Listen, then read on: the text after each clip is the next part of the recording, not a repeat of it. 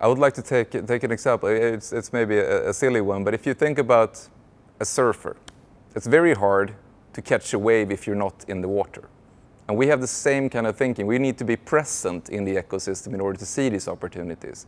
And we do that by venture capital. We do that by collaboration with academia. We do that by following very closely what's happening with competitors and with new startups coming up into our ecosystem. And of course, we do that in close collaboration with partners. And with that, being close to our customers, our partners, and what is emerging around us, by being in that, that's also how we identify the opportunities.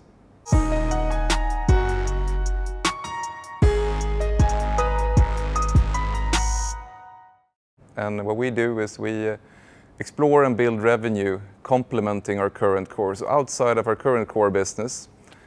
And it's very much based upon the fact that our business landscape is changing, both from a sustainability perspective, but also enabled by the technology trends that we've been seeing and talking about for quite some years, the autonomous, the connected, and the electrified. That's opening up a completely new sort of set of opportunities. And we're there to explore to make sure that we can bring our customers into a profitable position in that new landscape. And that's what we're trying to do. I think the ideas or the inspiration of where to set these ventures can come from many different parts. And then, of course, for us to pursue a venture or building up a new business, it has to align with our overarching strategy.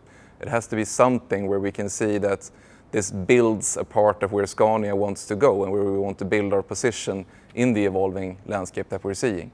And that is the starting point. And so if it's not building into a sustainable position, both strategically, financially, and obviously from an impact perspective on the planet, then we're not interested to even look at it.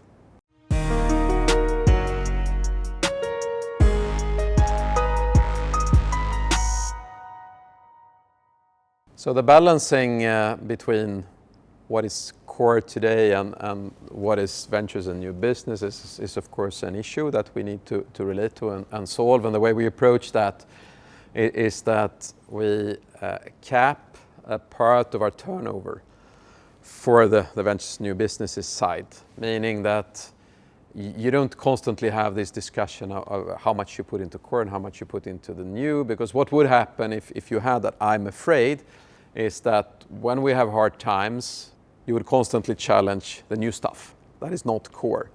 But rather safeguard that, yes, it's a percentage, it will be less, but there will always be something, and then competition around or within what is new is between the new, and it's not versus the core, because the core would always win.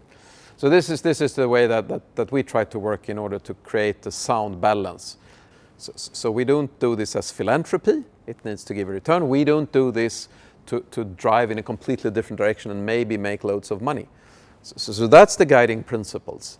And there I see loads of opportunities coming along, and therefore we reserve a part of our available resources to invest in new areas.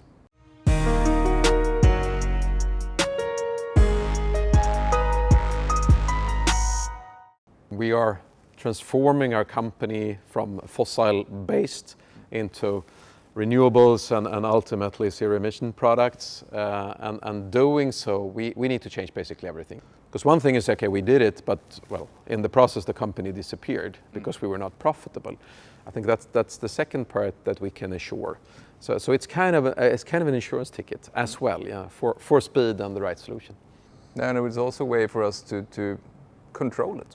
Because now we can have quite a we know what we're spending now towards these areas. We know how we can prioritize within the portfolio we're putting up. So also in terms of being responsible towards our owners and what we're actually putting out there as financial results, we're handling this in a way where we're really taking responsibility for every penny we're putting in that direction, so we can be quite careful with what we're actually spending as well. No, I think it's a good aspect that you bring in, and I think we've been pretty firm on that. We have a direction.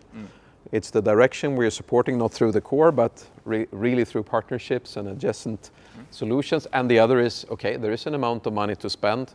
Use it in the smartest and best way you can. And by the way, there should be returns. Absolutely. And I mean, also, as we've been discussing, if we want to, if you start something, you either have to leave something or you exit and you bring in money from doing an exit. And I think getting that kind of business mindset already in our strategic business development, I think is important, because that kind of fosters the initiatives that will make up the revenue going forward as well. And you know what? That doesn't just go for new businesses or new ventures, that goes for the core as well. I think it's very helpful and healthy for us as Scania also to say, well, this path was maybe not the right one. You know, you discover a lot whilst you're developing, and we have a tradition that we take things to the end. You know, but you can also stop it. And say, this doesn't fly, we restart in a new initiative with a new technology that will take us closer to the target. Coming in towards new opportunities and having a brand such as Scania is really a door opener. You can take, if you just look at the venture capital space, being able to approach new companies, small startups, and show that we have the history of scaling and a global network, and we have deep tech partnerships that we can do together with them. We can really be a serious partner in helping them grow. It's really a starting point that very few have. I think also for us, when setting up new ventures, we have the backbone, we have a system that we can work with that gives us a completely different starting point than if we would start off just clear with nothing. So for us, I would say it's a huge advantage to be able to be a part of something that is built truly great over 130 plus years, and to have that as a basis, as a platform to launch from. So it's a completely different starting point, I would say. And basically completely global. Wherever you go, there is a unit, there is a daughter company that has capabilities that you can piggyback on. Exactly, and entrepreneurship all across. I mean, we have the greatest entrepreneurs in our company. They're out there, they're close to the customers, and being able to partner up and being able to be close to them, that's a super asset. Yeah, you're right.